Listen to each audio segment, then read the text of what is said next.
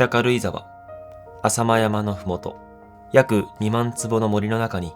その家はひっそりと立っていました。ノットアホテル、北軽井沢、いろり。かつて日本の家では、いろりが暮らしの中心にありました。家族が集い、煮炊きをし、語らう。その日を守るために、外を閉ざしてきました。ところが、この家には壁がありません。今回は、どこか未来的でありながら、不思議と原始的でもあるいろりの滞在をお届けします。そもそもノットアホテルとは何なのか。一言で言えば、家でもあり、ホテルでもあるという新しい仕組みです。別荘は買ってもオーナーが実際に使うのは年に数えるほど。残りの大半はただ空き家として眠ってしまう。ノットアホテルはそのもったいなさを逆手に取りました。一軒丸ごと買うこともできれば、複数のオーナーで一つの家をシェアして持つこともできる。そして自分が使わない日は、その家がホテルとして他のゲストを迎える。予約も鍵も支払いも、すべてアプリ一つで完結し、各地に点在する他のノットアホテルと滞在を交換するように使うこともできます。つまり、所有と宿泊の境界を滑らかに溶かしてしまった存在。それがノットアホテルです。そんな中で、北軽井沢のフラグシップとして誕生したのが、今回のいろり。その名が示す通り、この家はいろりへの深いリスペクトから設計された、ベッドルーム、屋内、およそ250平米、テラスを含めて約326平米の森の中の一軒家です。過酷な冬には氷点下十数度にもなる北軽井沢の環境において、この建築が挑んだのは360度全面ガラス張りという大胆な開放感と木のぬくもりとの完璧な調和でした。この衣装は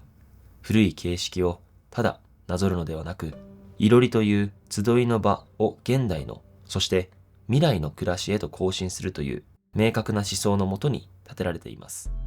一見大胆でエッジの効いた現代建築でありながら、周囲の豊かな緑や自然の景観をこれ以上ないほど美しく引き立てる計算し尽くされたバランス。森の中に自分だけのリビングを持つ。この思想が空間の中にどう立ち上がっているのか、早速中へと入っていきましょう。重厚な扉を開け、一歩足を踏み入れると、外界のノイズから切り離された圧倒的な開放感に言葉を失います。目の前に広がるのは、木々の間から差し込む柔らかな木漏れ日と、遮るもののない北軽井沢の大自然。全面ガラス窓から注ぐ美しい光に包まれたリビング、そしてダイニングは、まるで森そのものの中に潜んでいるかのような不思議な感覚を呼び起こします。そして空間の中央に据えられているのが、この建築のアイコンである現代のいろりです。かつての日本家屋では、いろりは土間や板の間の中心に切られ、家のまさに核として人々の暮らしを束ねる主役の存在でした。そして家の中心に火を添えるという住まいの原型を、いろりはこの森の家のど真ん中に蘇らせています。まるで土間から板の間へ上がるように一段上げられたスペース。その中心に添えられているのが、天板の真ん中にローを落としたテーブルです。いろりとダイニングが一つに溶け合ったこのテーブルを、最大8名がいろりを囲むようにぐるりと腰掛ける。大切な仲間や家族と火を囲んで食べ、火を囲んで語らう。その所作そのものが一つの家具に編み込まれています。それでは続いて、奥にあるプライベートな空間へ向かいましょう。いろりには最大8名まで宿泊できる3つのベッドルームが用意されています。それぞれの客室に足を踏み入れてまず驚かされるのが、ここでも徹底された圧倒的な自然との距離の近さ。窓の外には見渡す限りのプライベートな森が広がり、まるで木々の中に作られた大人のための静かな隠れ家のよう。二つの寝室には機能的なデスクスペースも設けられており、森の美しさに浸りながら静かに思考を深めたり、仕事をしたりできる施設の書斎のような居心地の良さがあります。障子や塗り壁で外を遮ることで暖を守ってきたかつての閉じた住まいとは対照的に、ここではガラス一枚を隔てるだけで室内と森が驚くほど親密に交わります。これはミース・ファンデル・ローエがファンズワース邸で追い求めた壁を消し住まいを自然の中へ溶かすという問いへの一つの現代的な答えでもあります。ガラスの理想と引き換えに快適さを失いがちだったその試みを、氷点下十数度の北軽井沢で成立させているところにこそ、この建築の本当の凄みがあります。壁を消して外へ開くこの作りは、実は内側にも効いていました。今回泊まらせていただいてふと気づいたんです。これだけ大きな家なのに、どこにいても一人きりだという感じがしない。普通の家なら寝室の扉を閉めれば、そこで世界は途切れます。でもこの家は自分の部屋の窓からふと別の寝室やリビングにいる友人の姿が見える。廊下を介さずに視線と気配だけがガラス越しに緩くつながっている。大きな家のはずなのに、まるで一つの部屋の中でそれぞれが思い思いに過ごしているような近さがありました。外に対してだけでなく、内側に対しても開く。これはアントニン・レーモンドから吉村順三、宮脇真由美へと受け継がれた家の中に視線や気配を回遊させる。日本の住宅が長く磨いてきた手法をどこか思い起こさせます。閉じることで守るのではなく、緩くつなぐことで居心地を作る。いろりを囲むあの感覚の地続きなのかもしれません。そしてこの建築を語る上で忘れたくないのが、ゆったりとしたソファーと大型テレビで備えたプレイルームの存在です。ここはゲストの人数や気分に合わせて思い思いに寝転んでリラックスできるフレキシブルな居場所。この建物の主役はあくまでも中心に添えられたいろり。でもいろりだけで過ごしていると、使われている部材が硬くて正直リラックスすることはできなかったんです。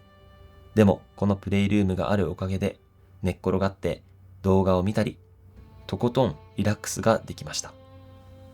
続いてはこの滞在をより極上のものにしてくれる温泉とサウナ。扉を開けると、そこには大自然の中で心身を完璧に整えるための贅沢な設備が息づいています。特筆すべきはテラスとダイレクトにつながる半露天の温泉風呂です。巨大な本物の天然石をダイナミックに切り出して作られた湯船には、北軽井沢の天然温泉がとうとうと流れています。雨の日も冬の白銀の世界であっても、暖かい湯に入りながら森の清らかな空気を胸いっぱいに吸い込むことができます。さらに完全なプライベート空間として贅沢に備えられた専用サウナも完備。サウナ室で静かに汗を流した後は、森の息吹を感じる水風呂へ。そしてそのまま澄んだ空気の中で外気浴を楽しむことができます。初日は雨だったのですが、雨に打たれながら整う最高な時間でした。この大自然の中で極上の温泉、サウナを独占する快適さこそが、いろりの心地よさをよりワンランク上に上げてくれる要因なのかもしれません。クローゼットにはゆったりとしたルームウェア。何も持ち込まなくても手ぶらで来てただ過ごせばいい。そんな構えが引き出しの一つ一つから伝わってきます。心地よい空間を巡っているうちにディナーの時間になりました。いろりでの食体験の根本にあるのは、目の前でパチパチとはぜる炭火のぬくもりと厳選された旬の食材が織りなす贅沢。それはちょうどかつての日本人がいろりに集い、家族で同じ火を囲んで食事を交わしてきたあの営みを一緒に来た仲間たちとそのままなぞるような時間です。1日目のメインは焼肉。味の方は言うまでもありません。ただ、焼肉の煙はあまり吸い込まれていかず、あたりが少し黙々とする場面もありました。これはこの建築の一番の目玉ポイントであるところなだけに、もう少し換気設備など改善してほしかったかな。でも、窓の外に広がるライトアップされた静寂の森を眺めながら、目の前の炎を囲む。これは簡単には得ることのできない体験でした。ちなみに2日目の夕食はしゃぶしゃぶ。この日はいろりではなくメインテーブルでいただきました。このしゃぶしゃぶも美味しかった。外界から完全に遮断された静寂の中、大切な人たちと同じ火を囲み、語らいながらいただく夕食たちは、ここでしか味わえない至高のひとときでした。ちなみに2日目の夜は雨が止んだので、みんなで焚き火もしちゃいました。パチパチと音を鳴らしながら燃えていく木と炭。暗い森をぼんやりと照らしながら、静かな森にその音だけ響いていく。焼いたのはもちろんマシュマロではなくソーセージ。贅沢な夜のひとときはこの辺にして、ふかふかなベッドに体を横に。寝転がると昼とはまた違った森の様相が目に入ってきます。下から静かにライトアップされた森の木々を眺めつつ就寝です。おやすみなさい。おはようございます。大きなガラス窓から朝の澄んだ太陽の光がたっぷりと差し込む開放的な空間。と言いたいところでしたが、あいにくの雨。ですが、ここで見る雨は不思議と気分を沈ませません。全面ガラスの向こうで無数の雨粒が葉を打ち、緑がしっとりと濃く沈んでいく。すぐ目の前のガラスには雫がいくつも筋を引いてゆっくりと滑り落ちていきます。晴れの日には気づけないもう一つの森の表情がそこにありました。朝食はディナーとは違って外のレストラン石木というところへ。洗練されたキッチンと奥にある木々の風景。ふっくらと釜で炊きたてのご飯と